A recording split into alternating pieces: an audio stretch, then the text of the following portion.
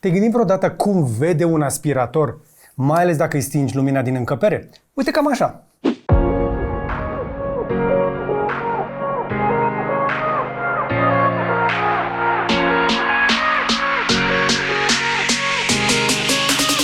Deci asta este senzorul de pe spate și mai are încă unul în față.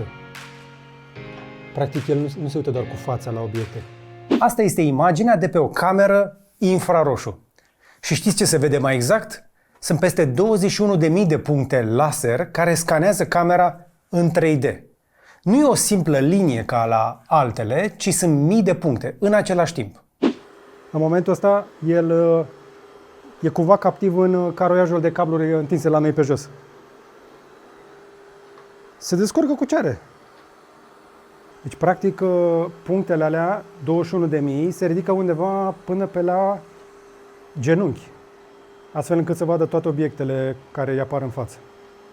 Și sunt mai des în fața și în spatele lui pentru obiectele de apropiere și restul pentru poziționare le folosește.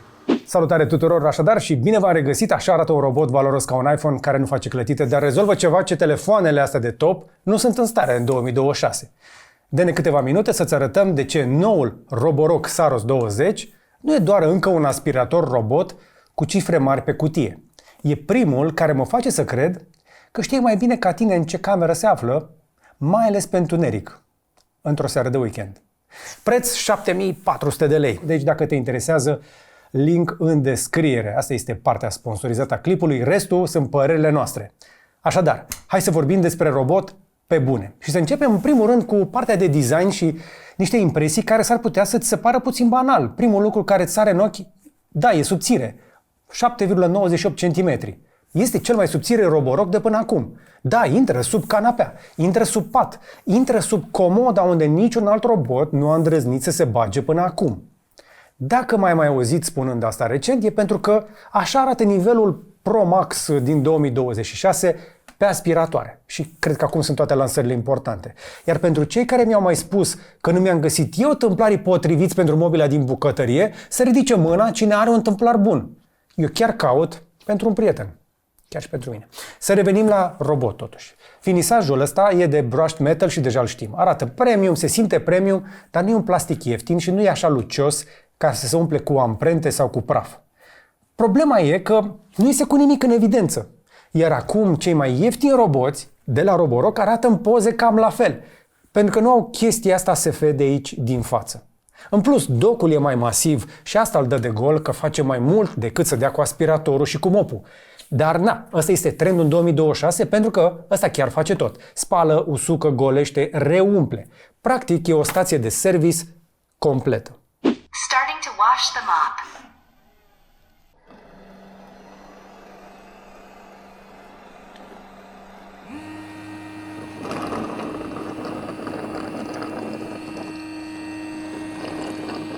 De fapt, șmecheria nu este însă ce are în plus, ci tocmai ce n-are la prima vedere.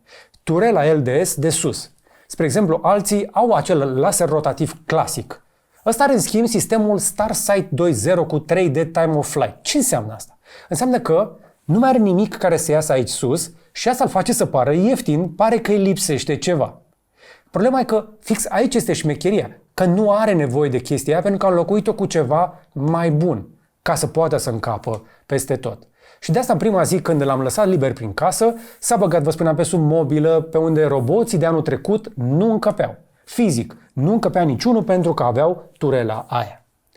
Majoritatea aspiratoarelor de până acum, inclusiv cele de top, folosesc LDS, adică acel laser care se rotește și scanează într-un singur plan. Imaginează-ți un fascicul care taie camera la nivelul robotului. Vede pereții, vede picioarele mesei, dar nu vede ce e mai sus sau mai jos de linia aia.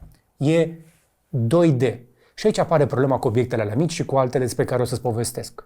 Saros 20 face altceva. Are un sistem 3D Time of Flight cu 2 transmisători, o cameră infraroșu și o cameră RGB. În traducere pe românește, trimite mii de puncte laser în spațiu, măsoară timpul de întoarcere al fiecăruia și construiește astfel o hartă 3D reală a camerei. E ca un liliac, dacă vrei.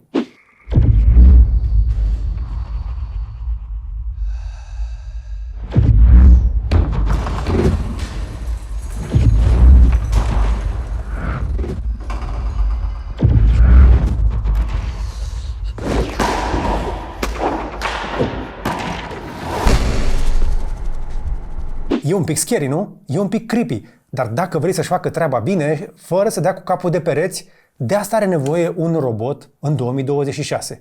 Deci, numere concrete, 21.600 de puncte, senzor, frecvență de scanare de 38.400 de Hz. Asta înseamnă, ce înseamnă? De 21 de ori mai rapid, dar și mai precis decât LDS-ul clasic.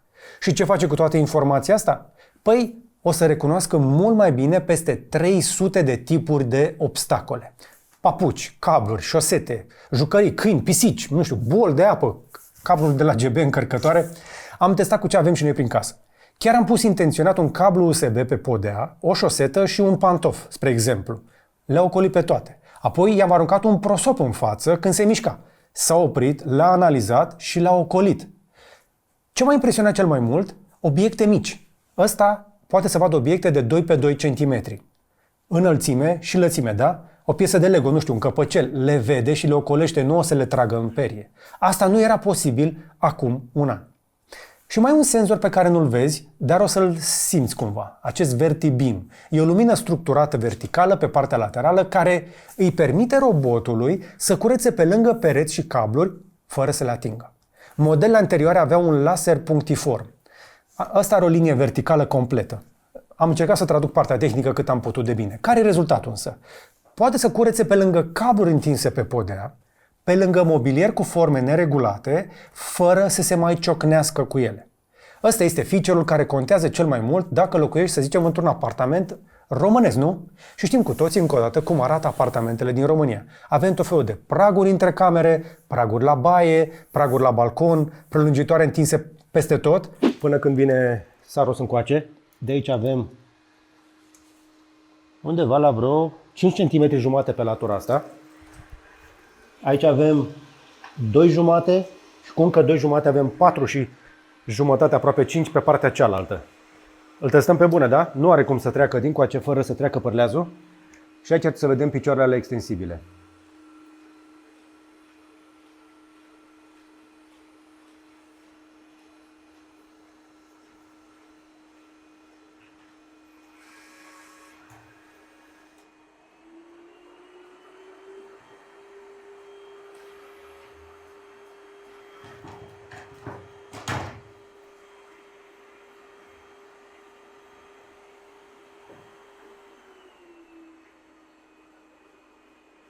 În momentul ăsta el își măsoară diferența de nivel, are niște senzori de desubt care măsoară înălțimea și va decide cum poate să coboare.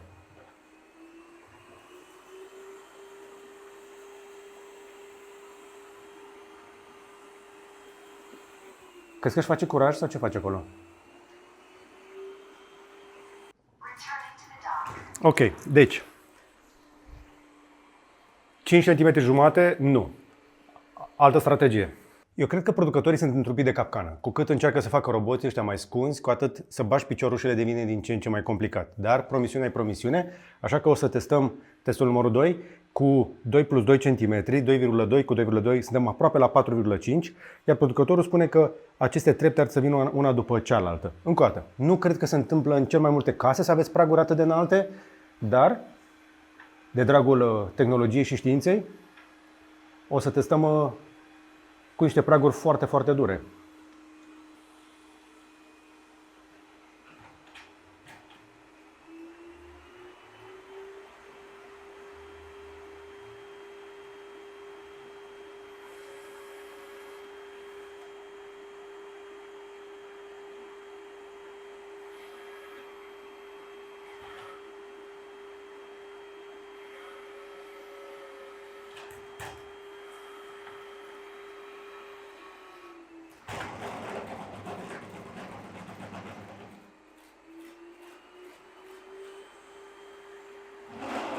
Deci se ridică și pe roata din față și pe roțile din spate.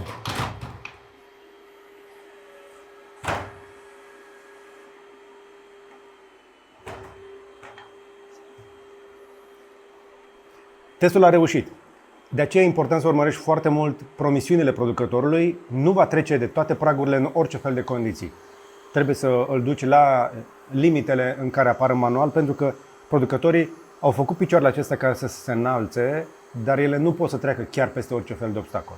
Deci cam așa arată un obstacol pe care a reușit să-l treacă. Am ajuns la 4 cm, dar nu dintr-o singură bucată, ci din 2 trepte.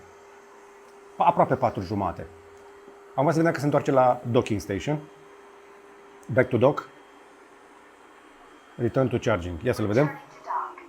Are o șansă să ne arate că poate mai mult.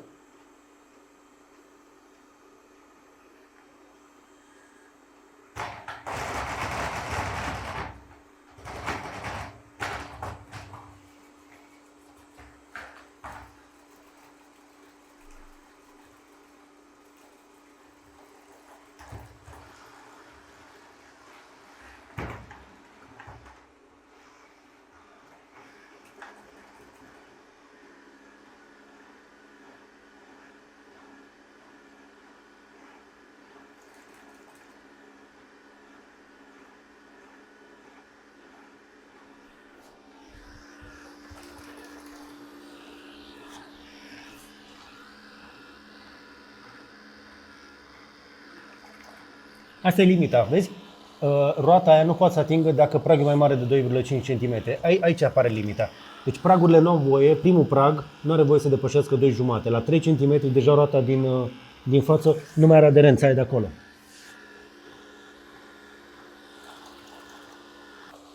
Hai să vedem încercarea a doua.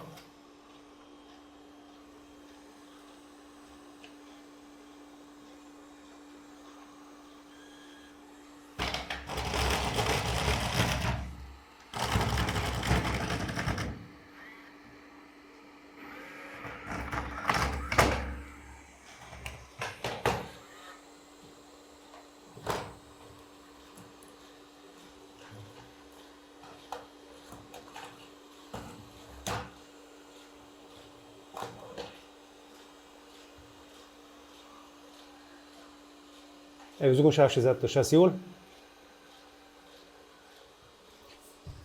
E capabil să urce și să coboare puțin pentru a trece peste anumite denivelări, dar nu cred că îi plac. AdaptiLift nu e doar pentru praguri. Când detectează covor, robotul își ridică șasiul la vreo maxim 30 de mm și apoi coboară treptat până găsește înălțimea optimă de aspirare. Are 8 niveluri de înălțime. Practic, o să se adapteze la grosimea covorului tău în timp real. Degeaba aspiratoarele actuale au putere dacă nu se așează corect pe covor sau pe mochetă. În modul Deep Carpet Cleaning face și o a doua trecere cu peria principală coborâtă și stabilizată pentru o aspirare și mai profundă. Deci da, covorul ăla gros din sufragerie nu mai e neapărat o problemă. Nu o să-l curețe perfect, dar e mult mai bine. De ce? 36.000 de pascal pe hârtie. Asta e puterea de aspirare. E vârful de lance în 2026 și la egalitate, spre exemplu, îl bate puțin pe DreamX 60 care are 35.000. Adică adio praf, păr de câine, firimituri, nisip adus de pe afară. Prima trecere pe modul auto poate să ia aproape tot pe o podea dură. Pe covor, uneori trebuie a doua trecere pe modul max, dar asta e normal. Sincer, noi nu am văzut încă aici, de când tot testăm roboți, unul care să curețe din prima pe mochetă, corect? Ce mi-a plăcut însă? Perea principală Duo Divide. Sunt două perii care se rotesc la viteze diferite și creează un efect diferențial care rupe părul în bucăți și apoi îl aspiră prin centru. Asta înseamnă că ai scăpat de încurcăturile de păr, mai ales pentru cei care își usucă părul și îl lasă pe jos sau cei care au animale de companie sau amândouă. 0 păr pe jos. Chestia asta mi se pare că e top pentru cei care nu suportă să vadă păr. După aceea, dăm cu mopul. Și când zic noi, mă refer că eu apăs pe buton și ăsta muncește. Ca la birou, nu? Cineva apasă pe buton și altcineva muncește. Hai să vorbim de mopuri, da? Sunt două mopuri rotative la 200 de rotații pe minut cu presiune ajustabilă. 8 Newton în mod normal, 13 când detectează pete persistente prin tehnologia DIRTECT, sistemul de AI care vede petele prin camere RGB și crește presiunea automat. Ai înțeles ceva? Ideea e că ăsta e foarte șmecher pe curățat pete, dar încă nu e perfect. L-am testat cu cafea pe gresie, a scos-o cam din 2 treceri. Cu sos însă uscat pe jos, are nevoie de 3 treceri și tot nu e perfect. Deci nu înlocuiește curățenia manuală, oricât de mult zice producătorul pe marketing. Petele vechi de câteva zile o să necesite mai multă atenție și muncă fizică. Pentru întreținere zilnică însă e de nota 9. Am zis doar că le testăm pe bune, nu? Apoi vine peria laterală, care se extinde pentru a ajunge în colțuri concave și pe lângă pereți. Mopul drept se extinde și el. Rezultatul că e aproape 100% acoperire în colțuri. Practic vine la 1 milimetru, aproape se lipește de perete. Și am verificat asta în bucătărie la noi, unde mereu se poate mai bine. Ca orice robot spațial, însă are nevoie de docking station. Docul nou spală mopurile cu apă la 100 de grade. 100 de grade, adică apă care fierbe. Chestia asta este un pas înainte față de oricum era mai mult decât suficient, părerea mea, 80 de grade la generația trecută. Dar diferența o să simtă și mai bine la lipsa mirosului, pentru că prin fierbere distrugi bacteriile care dau miros. După 2 săptămâni de utilizare zilnică, mopurile nu vor prinde miros de la nimic. Deci trendul se confirmă așadar în 2026 pe roboții de top. Apa cu care se curăță mopurile este fiartă. Iar asta e bine pentru că nu mai e nevoie de detergențe la fel de des sau să te apleci tu să scoți mopurile și să le bagi la spălat într-o mașină sau să le freci sau să le schimbi. Spălarea este bidirecțională, mare atenție, cu un nou mod de muiere care scoate petele fără motor, deci relativ silențios. Apoi docul usucă la 55 de grade cu aer cald, golește automat praful în sac, reumple apa, bagă detergent pentru mop. Singurul lucru pe care îl mai faci manual, trebuie să schimbi sacul de praf la vreo 65 de zile pentru o casă tipică și să reumpli detergentul. Atenție să fie un detergent care nu spumează, de preferat original. Noutate importantă însă, acum usucă și canalul de aer din interiorul sacului, nu doar mopurile. Asta reduce mirosurile și bacteriile din sistem. Ca regulă de bază, orice zonă umedă de prin casă ajunge să atragă praf. În praf se așează bacteriile sau fungii, ciuperci, mucegai, deci boală. De aceea ne place să ventilăm și să uscăm peste tot. Despre aplicație, numai de bine. Aplicația Roborock mi se pare una dintre cele mai mature din piață. Are hartă 3D, poți să pui zone interzise, programare per cameră, per zonă, setări individuale de aspirare și mop pe fiecare suprafață. Comenzile de la distanță chiar funcționează. Ce e nou în 2026, acest Smart Plan 3.0, adică robotul învață obiceiurile tale de curățare și generează automat un plan. Dacă nu ai aspirat dormitorul de 3 zile, să zicem, o să pun aspirare maximă acolo. Dacă e noapte și ai mod de do not disturb, scade puterea și zgomotul. În plus, suportă Matter. Ce înseamnă asta? Că merge legat în Apple Home și o să ți-l vezi pe iPhone, dar și pe Google Home și răspunde și la Alexa. Și are și asistent vocal integrat. Îi zici Hello Rocky și pornește chiar și fără Wi-Fi, că recunoașterea se face local. În plus, are video call prin camera robotului ca să vezi ce face câinele când nu ești acasă, ori să-l spionezi. Nu spiona oameni, că oricum robotul anunță apropo când pornești camera. Acum ne apropiem de final și e momentul pentru pro și contra. Deci să fim cât se poate de cinstiți, că de-aia venim aici. Ce m-a convins la el? În primul rând, profilul ăsta ultra subțire. 7,98 cm chiar schimbă jocul pentru că ăsta intră pe sub orice fel de mobilă dacă are piciorușe. Apoi, acel Adaptive Lift 3.0, chestia cu pragurile de până la 8,8 cm, deci nu mai sunt o problemă inițială. Îmi place revenirea lină pe podea și traversarea. Asta este un detaliu care se schimbă și o să ajungi să-l apreciezi când nu boncăne prin casă.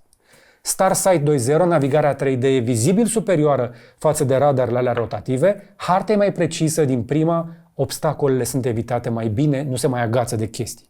Duo Divide, rolele alea, 0 încurcături de păr după săptămâni de utilizare cu câine în casă sau cu adolescenți care se...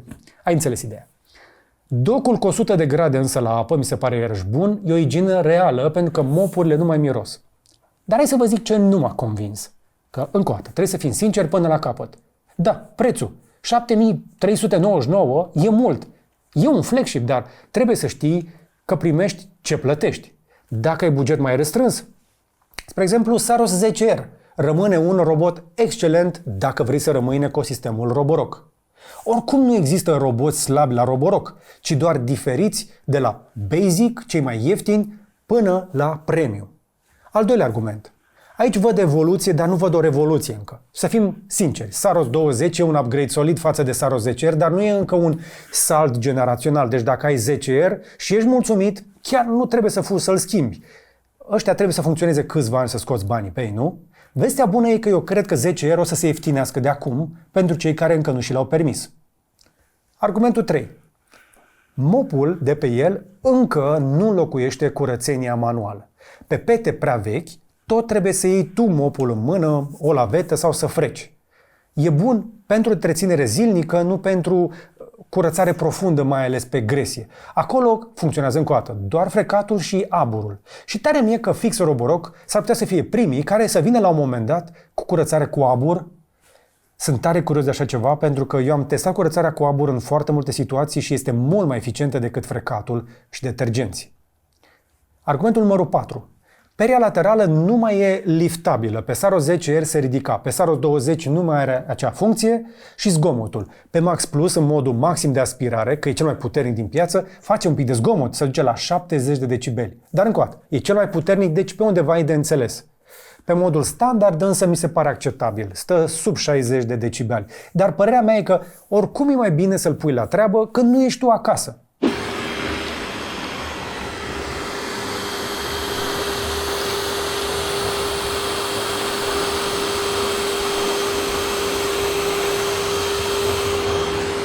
Acum, hai să vedem cum stă și față de competiție. Că vă ziceam că am mai testat în ultima perioadă. Pe zona asta de flagship mai avem Dreaming 60 Ultra Complete, i-am făcut review acum câteva săptămăni.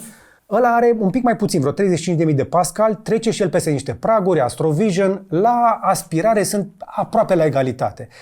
X60 e însă mai înalt decât ăsta cu vreun centimetru 65, deci nu va intra încă o dată la fel de bine peste tot. Saros 20 are navigare 3D Time of Flight, dar X60 folosește tot LDS cu cameră AI, numai că turela aia o poate coborî pentru perioade scurte de timp. Aplicația de la Dreamy s-a mai îmbunătățit, părerea mea e că Roborock încă rămân un pic în față. Mai există acel Ecovacs X11, care este și el destul de solid, dar nu are nici acest profil ultra subțire și nici nu traversează praguri așa de înalte. Nu sunt prea mulți roboți încă o dată pe zona asta de flagship cu care să-l comparăm. Dacă ați mai găsit voi, veniți să-mi spuneți mai jos. Știu că mai sunt unii pe afară, pe Amazon și în alte locuri. Eu mă concentrez pe cei pe care chiar apucăm să-i și testăm. Dar probabil că o să vrei de acum concluzia mea. Și cam așa. Dacă vrei best of the best până acum în 2026, dacă ai praguri înalte și mobilier prea jos, ăsta e alegerea clară, Saros 20. Dar dacă ai un apartament la bloc fără praguri mari și bugetul pe primul loc, ai alternative solide pe alte modele de la Roborock și nu numai. În concluzie, Roborock Saros 20 nu va reinventa aspiratorul robotic. Știu, nu e titlul sexy, dar face altceva. Ăsta pune cap la cap cele mai bune tehnologii din piață într-un pachet care chiar funcționează, nu este doar pentru show-uri la târguri. Mi se pare faină navigarea 3D, e un salt real față de LDS-ul ăla rotativ, AdaptiLift-ul chiar rezolvă o problemă reală în casele românești și puterea aia mare de 36.000 de pascal chiar aspiră tot. Acum, serios, nu o să ai chiar 36.000 de pascal, dar e suficient de puternic încât concurează cu aspiratoare de mână de acum. Iar docul ăla cu apă clocotită, la 100 de grade, îți spală mopurile serios. Și profilul la 2 cm dă acces unde alții nu ajung. Cine ar trebui să-l ia? Cineva care vrea cel mai bun robot de aspirare disponibil în România în 2026 și nu se uită la bani, are bugetul de 7.400 de lei și vrea să-l seteze odată și să uite de el 2 luni de zile. Dacă ai praguri, dacă ai animale, dacă ai mobilier jos, cu atât mai mult. Încă o dată, pentru tine este linkul din descriere. Videoclipul ăsta, da, a fost realizat în parteneriat cu Roborock. De la ei am primit produsul pentru test, dar părerile sunt ale mele. V-am arătat și ce m-a convins și ce nu. Asta facem aici. Dacă ai și tu un robot de aspirat de vândut, caută-ne, o să facem la fel. Dacă vouă vi s-a părut util, dați subscribe și mai activați notificările alea. Le mulțumesc celor care sunt deja membri ai canalului nostru. Sunteți și voi sponsorii care fac posibil acest conținut cât putem noi de independent. Dar cam atât pentru astăzi, însă până data viitoare, să vă fie numai bine!